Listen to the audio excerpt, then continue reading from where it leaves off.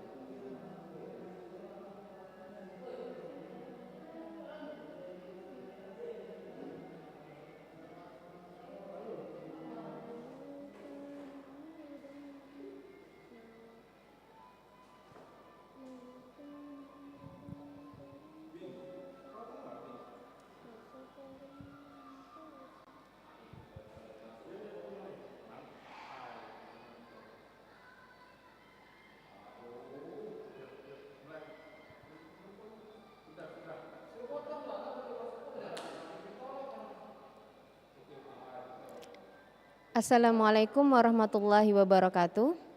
Selamat malam pendengar Pro 1 RRI Palembang dimanapun Anda berada. Malam ini tadarusan Al-Quran bersama kami dari Ponpes Nurul Komar akan membacakan surat Al-Anfal ayat 41 juz 10.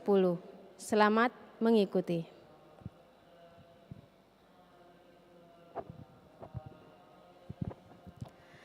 A'udzu billahi minasyaitonir rajim. Bismillahirrahmanirrahim. Wa'lamu annama ghanitum min syai'in fa anna lillahi khumusahu walirrasuli walizil qurba wal yatama wal masakini wa banis sabili in kuntum amantum billahi wa ma anzalna ala abdina yaumal furqani yaumat taqal jam'an wallahu ala kulli syai'in qadir. Iza antum bil udwatid dunya wa hum bil udwatil quswa wa rakbu asfala minkum walau tawa'adtum lakhtalaftum fi mi'hadi walakin yaqdiyallahu amran kana ma'ula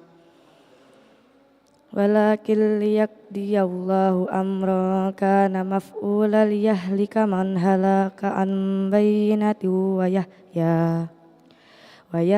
man hayya an bayyinat wa innallaha la yasmi'un alim. Iz yurikahumullahu fi manamika qalila walau arakahum katsiran lafassitum wala tanaza'tu fil amri walakinnallaha sallam innahu alimun bidzatis sudur. Wa iz yurikumuhum izil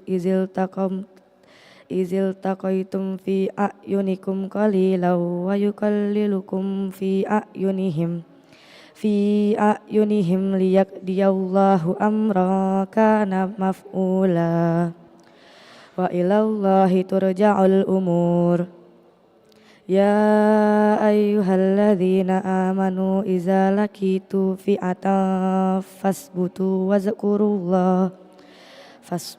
واذكروا الله كثيرا لعلكم تفلحون وأطيعوا الله ورسوله ولا تنازعوا فتفشلوا وتذهب ريحكم واصبروا إن الله مع الصابرين ولا تكونوا كالذين خرجوا من ديارهم بطرا ورئاء الناس ويصدون عن سبيل الله والله بما يعملون محيط وإذ زين لهم الشيطان أعمالهم وقال لا غليب لكم اليوم من الناس وإني جار لكم فلما تراءت الفئتان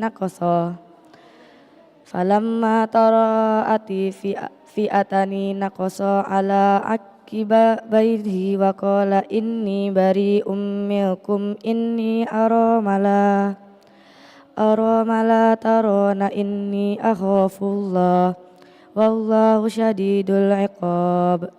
إذ يقول المنافقون والذين في قلوبهم مرض غر هؤلاء دينهم ومن يتوكل على الله فإن الله عزيز حكيم ولو ترى إذ يتوفى الذين كفروا الملائكة يضربون وجوههم وأدبارهم وذوقوا عذاب الحريق ذلك بما قدمت أيديكم وأن الله ليس بظلام للعبيد كدأب آل فرعون والذين من قبلهم كفروا بآيات الله فأخذهم الله بذنوبهم إن الله قوي شديد العقاب ذلك بأن الله لم يكن مغيرا نعمة أنعمها على قوم حتى يغيروا ما بأنفسهم وأن الله سميع عليم كدأب آل فرعون والذين من قبلهم كذبوا بآيات ربهم وأهلكناهم بذنوبهم وأغرقنا آل فرعون وكل كانوا ظالمين إن شر الدواب عند الله الذين كفروا فهم لا يؤمنون الذين آهدت بهم ثم ينقضون عهدهم في كل مرة وهم لا يتقون فإما تثقفنهم في الحرب فشرد بهم من خلفهم لعلهم يذكرون وإما تخافن من قوم خيانة فانبذ إليه على سواء إن الله لا يحب الخائنين ولا يحسبن الذين كفروا سبقوا إنهم لا يعجزون وأعدوا لهم ما استطعتم من قوة ومن رباط الخيل ترهبون به عدو الله وعدوكم وآخرين من دونهم لا تعلمونهم الله يعلمهم وما تنفقوا من شيء في سبيل الله يوفى إليكم وأنتم لا تظلمون وإن جنهم لسلم فاجنح لها وتوكل على الله إنه هو السميع العليم wa in yuridu ay yakhda'uka fa inna hasbakallah huwallazi ayyadaka bin nasrihi wa bil mu'minin wa allafa baina qulubihim law anfaqta ma fil ardi jami'an ma allafta baina qulubihim walakinna Allah allafa bainahum innahu azizun hakim. Ya ayyuhan nabiyyu hasbukallahu wa manittaba'aka minal mu'minin. Ya ayyuhan nabiyyu harridil mu'minina 'alal qital. In yakum minkum isruna sabiruna yaghlibu mi'atain wa iyyakum minkum mi'atahu yaghlibu alfa minal ladzina kafaru bi annahum qaumun la yafqahun. Al-ana haffafallahu ankum wa alima anna fikum da'fa fa iyyakum minkum mi'atan sabiratan yaghlibu mi'atain wa iyyakum minkum alfu yaghlibu alfaini bi iznillah wallahu ma'as sabirin. Ma kana li bani ay yakuna lahu asra hatta yuthkhidna fil ard yuriduna arada dunya wallahu yuridul akhirah wallahu azizul hakim. Laula kitabu minallahi sabaqal lamassakum fiha fima akhaztum adzabun adzim fakulu mimma ghanitum halalan thayyiban wattaqullah innallaha ghafurur rahim. Ya ayyuhan nabiyyu qul lima fi aydikum minal asra'i ya'lamillahu fi qulubikum khairan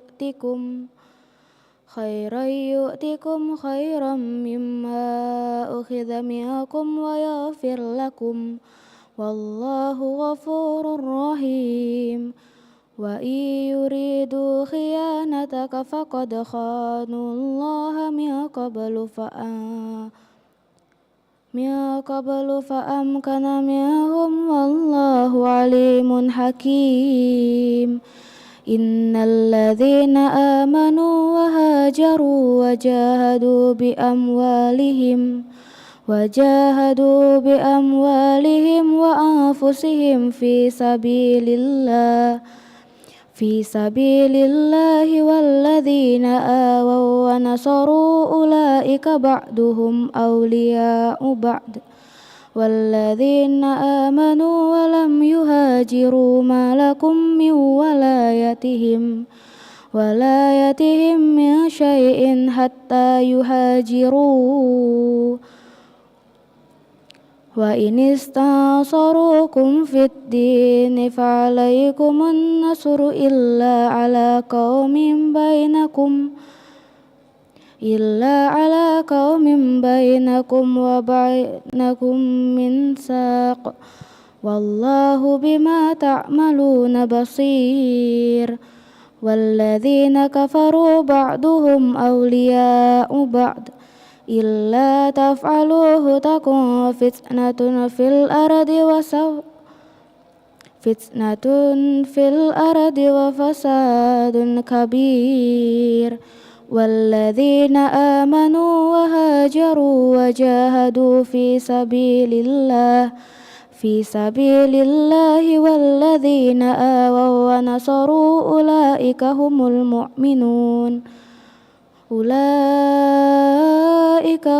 mu'minuna haqqan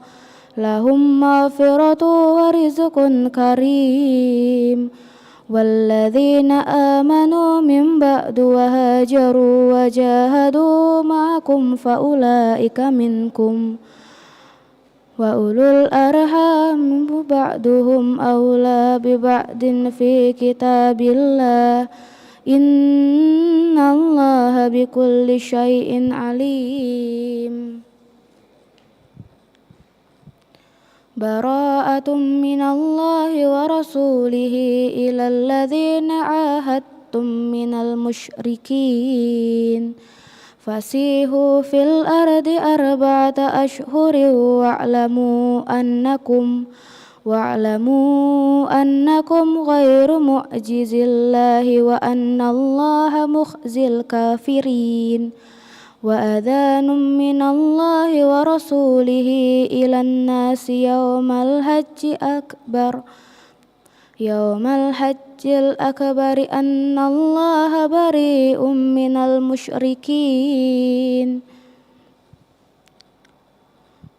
من المشركين ورسوله فإن تبتم فهو خير لكم وإن توليتم فاعلموا أنكم غير معجز الله وبشر الذين كفروا بعذاب أليم إلا الذين عاهدتم من المشركين ثم لم ينقصوكم شيئا ولم يظاهروا عليكم أحدا فأتموا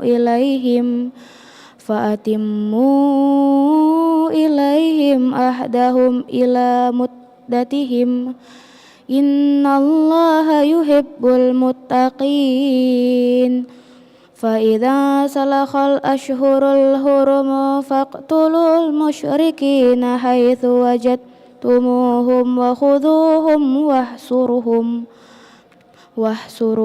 واحصروهم فاقعدوا لهم كل مرصد فإن تابوا وأقاموا الصلاة وآتوا الزكاة فخلوا سبيلهم إن الله غفور رحيم وإن أحد من المشركين استجارك فأجره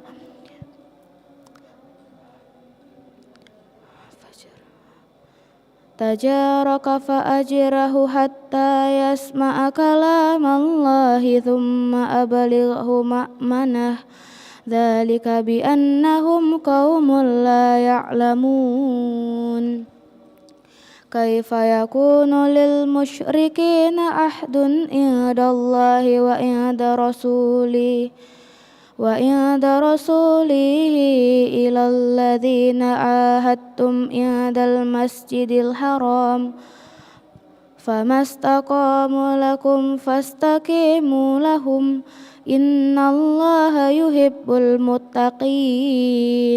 كيف وإن يظهروا عليكم لا يرقبوا فيكم إلا ولا ذمة يردونكم بأفواههم وتأبى قلوبهم وأكثرهم فاسقون اشتروا بآيات الله ثمنا قليلا فصدوا عن سبيله إنهم ساء ما كانوا يعملون لا يرقبون في قلوبهم إلا ولا ذمة وأولئك هم المعتدون فإن تابوا وأقاموا الصلاة وآتوا الزكاة فإخوانكم في الدين ونفصل الآيات لقوم يعلمون وإن نكثوا أيمانهم من بعد عهدهم وطعنوا في دينكم فقاتلوا أئمة الكفر إنهم لا أيمان لهم لعلهم ينتهون ألا تقاتلون قوما نكثوا أيمانهم وهموا بإخراج الرسول وهم بدعوكم أول مرة أتخشونهم فالله أحق أن تخشوه إن كنتم مؤمنين قاتلوهم يعذبهم الله بأيديكم ويخزهم وينصركم عليهم ويشف صدور قوم مؤمنين ويذهب غيظ قلوبهم ويتوب الله على من يشاء والله عليم حكيم أم حسبتم أن تتركوا ولما يعلم الله الذين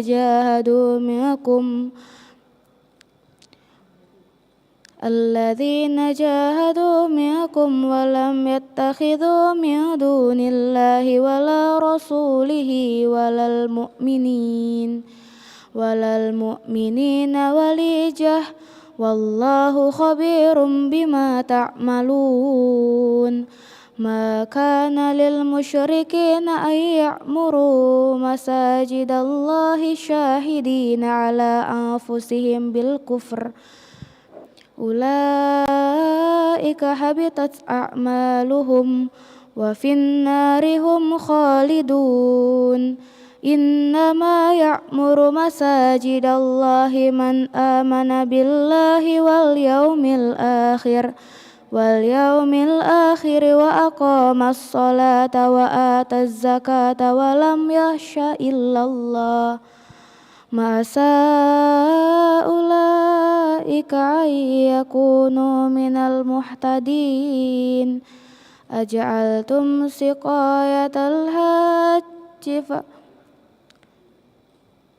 أجعلتم سقاية الحاج وعمارة المسجد الحرام كمن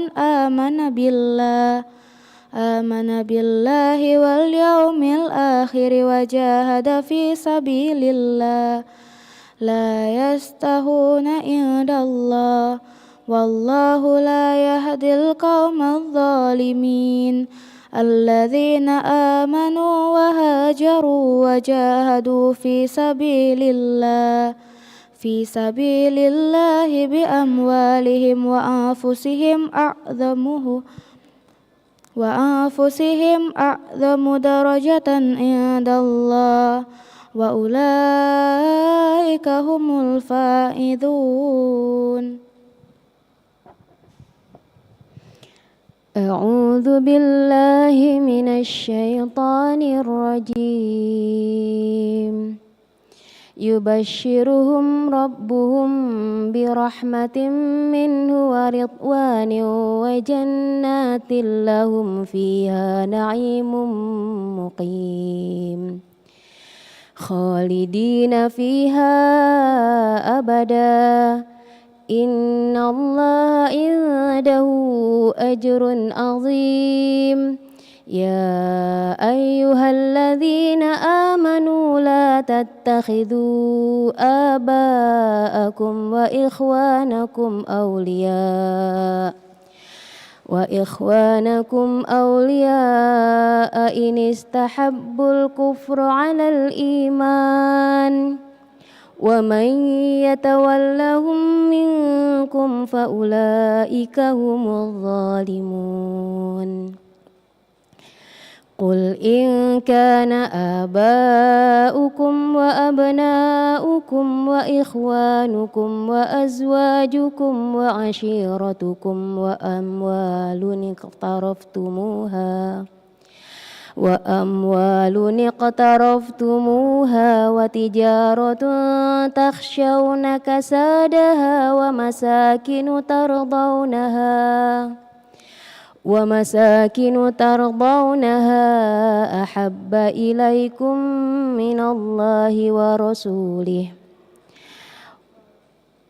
أحب إليكم من الله ورسوله وجهاد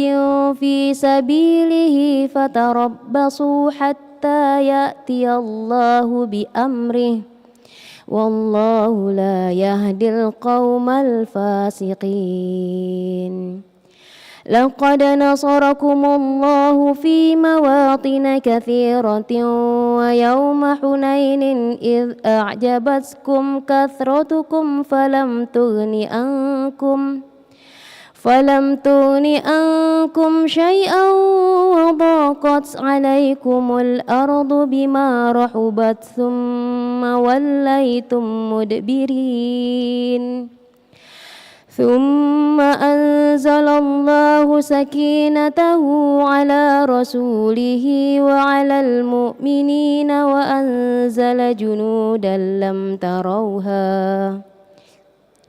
وأنزل جنودا لم تروها وعذب الذين كفروا وذلك جزاء الكافرين ثم يتوب الله من بعد ذلك على من يشاء والله غفور رحيم يا أيها الذين آمنوا إنما المشركون نجس فلا يقربوا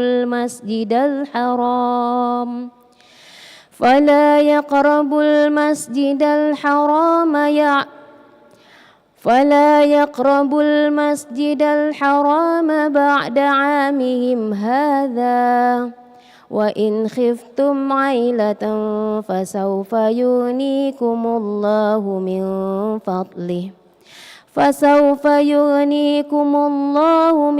فضله إن شاء إن الله عليم حكيم قاتلوا الذين لا يؤمنون بالله ولا باليوم الآخر ولا يحرمون ما حرم الله ورسوله ولا يدينون دين الحق من الذين أوتوا الكتاب حتى يعطوا الجزية عن يد وهم صاغرون وقالت اليهود عزير ابن الله وقالت النصارى المسيح ابن الله ذلك قولهم بأفواههم يضاهئون قول الذين كفروا من قبل قاتلهم الله أنى يؤفكون اتخذوا أحبارهم ورهبانهم أربابا من دون الله والمسيح ابن مريم وما أمروا إلا ليعبدوا إلها واحدا لا إله إلا هو سبحانه عما يشركون يريدون أن يطفئوا نور الله بأفواههم ويأبى الله إلا أن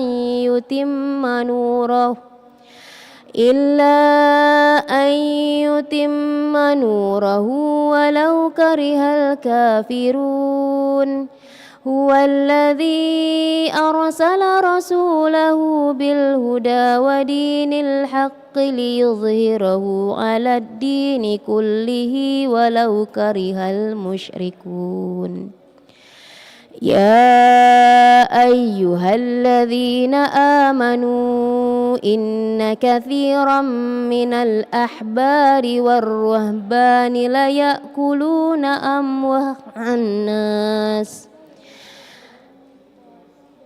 والرهبان ليأكلون أموال الناس بالباطل ويصدون عن سبيل الله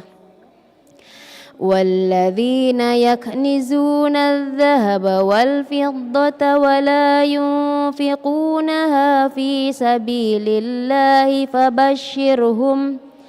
فبشرهم بعذاب أليم يوم يحمى عليها في نار جهنم فتكوى بها جباههم وجنوبهم وظهورهم هذا ما كنزتم لأنفسكم فذوقوا ما كنتم تكنزون إن عدة الشهور عند الله 12 شهرا في كتاب الله يوم خلق السماوات والأرض منها 4 حرم ذلك الدين القيم فلا تظلموا فيهن أنفسكم وقاتلوا المشركين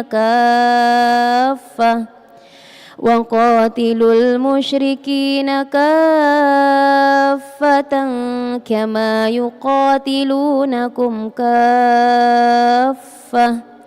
واعلموا أن الله مع المتقين إنما النسيء زيادة في الكفر يضل به الذين كفروا يحلونه عاما ويحرمونه عاما ليواطئوا عدة ما حرم الله فيحلوا ما حرم الله زين لهم سوء أعمالهم والله لا يهدي القوم الكافرين يا أيها الذين آمنوا ما لكم إذا قيل لكم انفروا في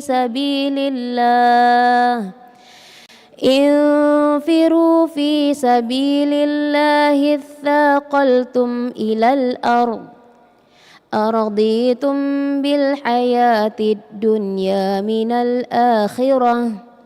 فما متاع الحياة الدنيا في الآخرة إلا قليل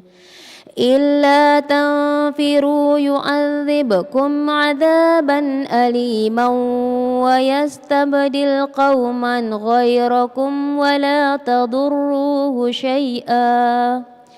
والله على كل شيء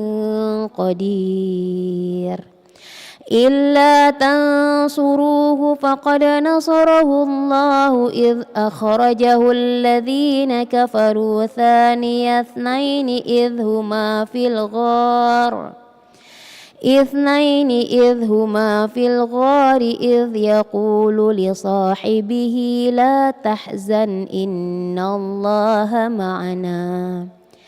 فأنزل الله سكينته عليه وأيده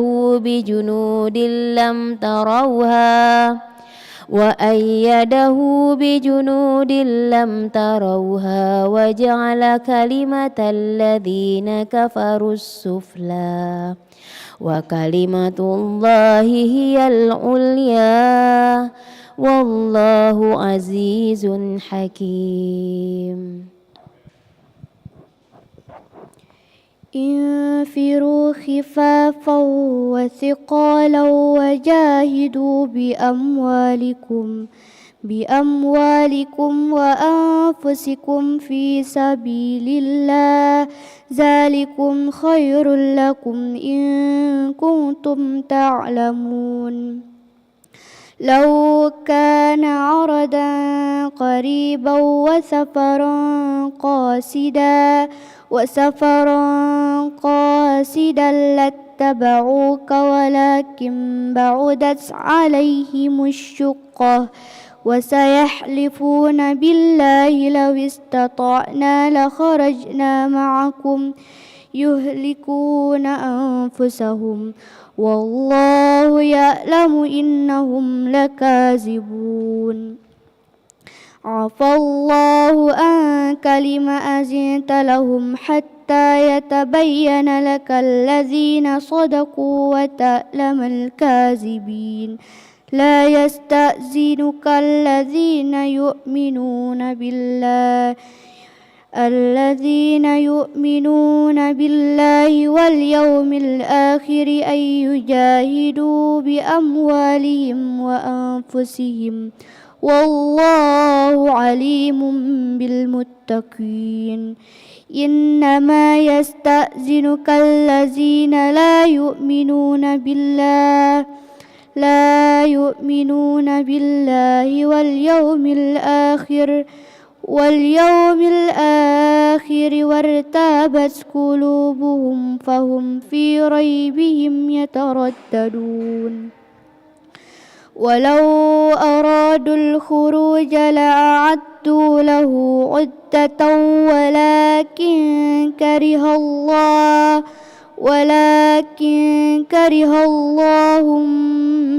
بعاثهم فثبطهم وقيل اقعدوا مع القاعدين لو خرجوا فيكم ما زادوكم إلا خبالا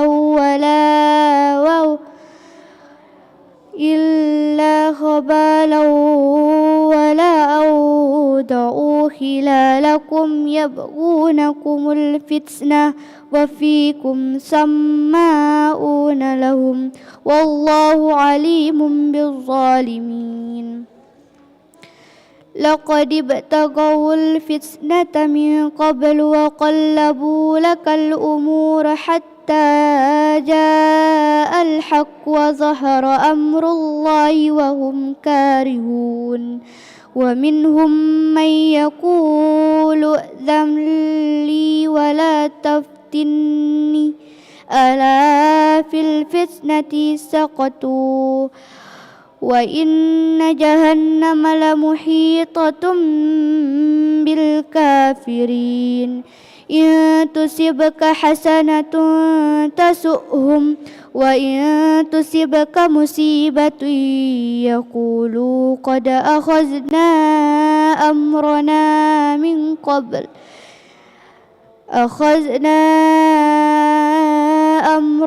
من قبل ويتولوا وهم فرحون قل لن يصيبنا إلا ما كتب الله لنا هو مولانا وعلى الله فليتوكل المؤمنون قل هل تربصون بنا إلا إحدى الحسنيين ونحن نتربص بكم أن يصيبكم الله بعذاب من عنده أو بأيدينا فتربصوا إنا معكم متربصون قل أنفقوا طوعا أو كرها لا يتقبل منكم إنكم كنتم قوما فاسقين وما منعهم أن تقبل منهم نفقاتهم إلا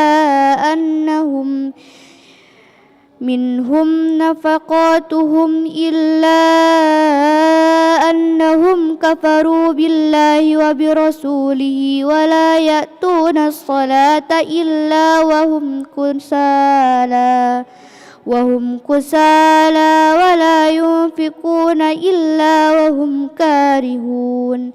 فلا تعجبك أموالهم ولا أولادهم إنما يريد الله ليعذبهم بها في الحياة الدنيا وتزهق أنفسهم وهم كافرون ويحلفون بالله إنهم لمنكم وما هم منكم ولكنهم قوم يفرقون لو يجدون ملجأ أو مغارات أو مغارة أو مدخلا لولوا إليه وهم يجمحون ومنهم من يلمزك في الصدقات فإن أعطوا منها رضوا وإن لم يؤتوا منها إذا هم يسخطون ولو أنهم رضوا ما آتاهم الله ورسوله وقالوا حسبنا الله سيؤتينا الله من فضله ورسوله إنا إلى الله راغبون إنما الصدقات للفقراء والمساكين والعاملين عليها والمؤلفة قلوبهم وفي الرقاب والغارمين وفي سبيل الله وابن السبيل فريضة من الله والله عليم حكيم ومنهم الذين يؤذون النبي ويقولون هو أذن قل أذن خير لكم يؤمن بالله ويؤمن للمؤمنين ورحمة للذين آمنوا منكم والذين يؤذون رسول الله لهم عذاب عليم يحلفون بالله لكم ليرضوكم والله ورسوله أحق أن يرضوه إن كانوا مؤمنين ألم يعلموا أنه من يحادد الله ورسوله فأن له نار جهنم خالدين فيها ذلك الخزي العظيم يحذر المنافقون أن تنزل عليهم سورة تنبئهم بما في قلوبهم قل استهزئوا إن الله مخرج ما تحذرون ولئن سألتهم ليقولن إنما كنا نخوض ونلعب قل أبالله وآياته ورسوله كنتم تستهزئون لا تعتذروا قد كفرتم بعد إيمانكم إن نعف عن طائفة منكم نعذب طائفة بأنهم كانوا مجرمين المنافقون والمنافقات بعضهم من بعض يأمرون بالمنكر وينهون عن المعروف ويقبضون أيديهم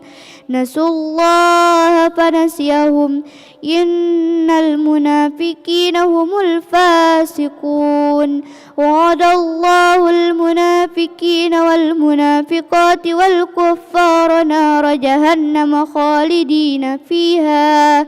هي حسبهم ولعنهم الله ولهم عذاب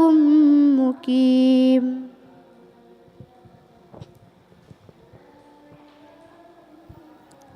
كالذين من قبلكم كانوا أشد منكم قوة وأكثر أموالا وأولادا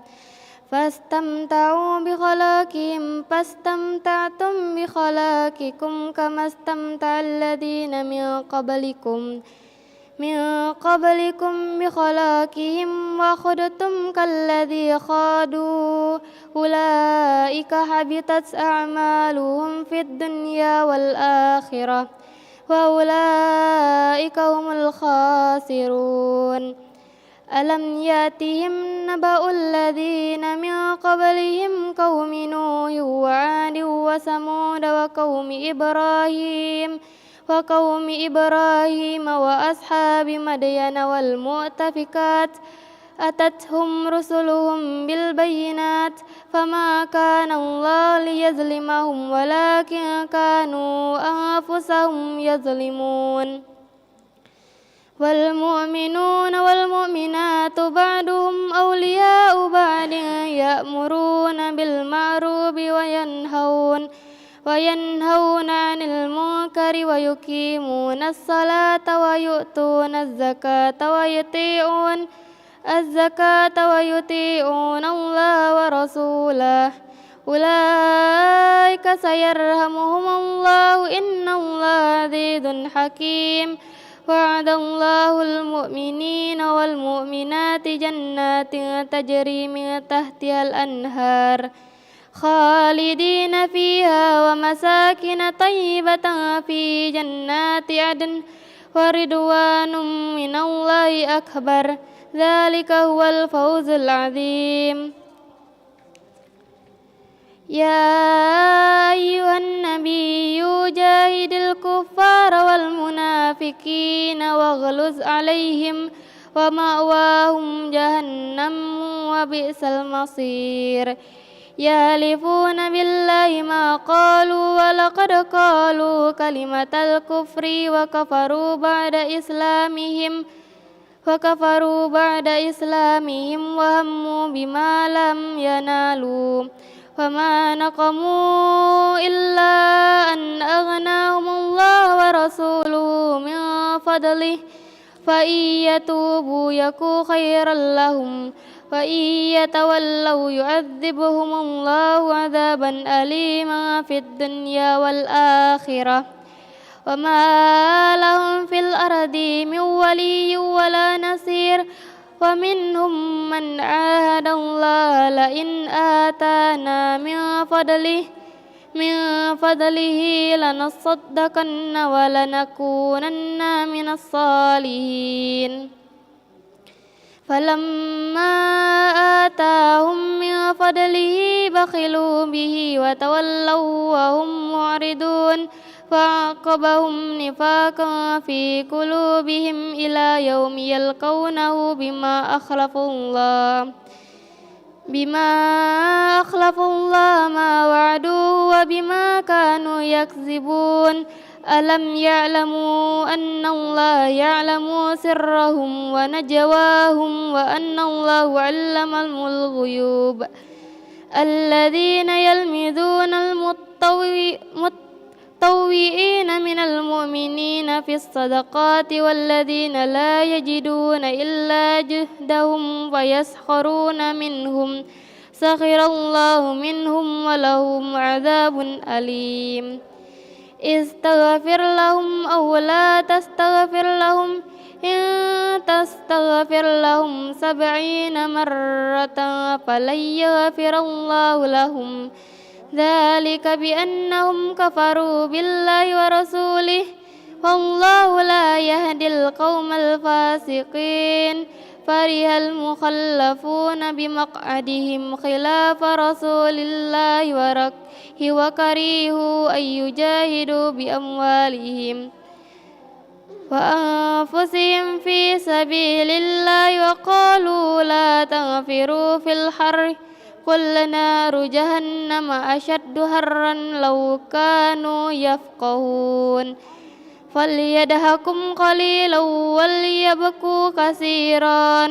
جزاء بما كانوا يكسبون فإن رجعك الله إلى طائفة منهم فاستأذنوك للخروج فقل لن تخرجوا معي أو أبدا ولن تقاتلوا معي عدوا إنكم رضيتم بالقعود أول مرة فاقعدوا مع الخالفين ولا تصل على أحد منهم مات أبدا ولا تقم على قبره إنهم كفروا بالله ورسوله وماتوا وهم فاسقون ولا تعجبك أموالهم وأولادهم إنما يريد الله أن يعذبهم بما في الدنيا وتزهق أنفسهم وهم كافرون وإذا أنزلت سورة أن آمنوا بالله وجاهدوا مع رسوله استأذنك أولو الطول منهم وقالوا ذرنا نكن مع القاعدين رضوا بأن يكونوا مع الخوالف وطبع على قلوبهم فهم لا يفقهون لكن الرسول والذين آمنوا معه جاهدوا بأموالهم وأنفسهم وأولئك لهم الخيرات وأولئك هم المفلحون أعد الله لهم جنات تجري من تحتها الأنهار خالدين فيها ذلك الفوز العظيم وجاء المعذرون من الأعراب ليؤذن لهم وقعد الذين كذبوا الله ورسوله سيصيب الذين كفروا منهم عذاب أليم ليس على الضعفاء ولا على المرضى ولا على الذين لا يجدون ما ينفقون حرج إذا نصحوا لله ورسوله ما على المحسنين من سبيل والله غفور رحيم وعلى الذين إذا ما أتوك لتحملهم قلت لا أجد ما أحملكم عليه تولوا وأعينهم تفيض من الدمع حزنا ألا يجدوا ما ينفقون إنما السبيل على الذين يستأذنونك وهم أغنياء رضوا بأن يكونوا مع الخوالف وطبع الله على قلوبهم فهم لا يعلمون صدق الله العظيم. اللهم ارحمنا بالقرآن واجعله لنا إماما ونورا وهدى ورحمة اللهم ذكرنا منه ما نسينا وعلمنا منه ما جهلنا وارزقنا تلاوته آناء الليل وأطراف النهار واجعله لنا حجتي يا رب العالمين. Demikianlah tadarusan Al-Quran malam hari ini, tanggal 27 Februari tahun 2026, bertepatan dengan 10 Ramadan 1447 Hijriah. Kami dari Ponpes Nurul Qomar mengucapkan terima kasih untuk kebersamaan Anda. Kembali ke studio untuk mengikuti acara selanjutnya. Wassalamualaikum warahmatullahi wabarakatuh.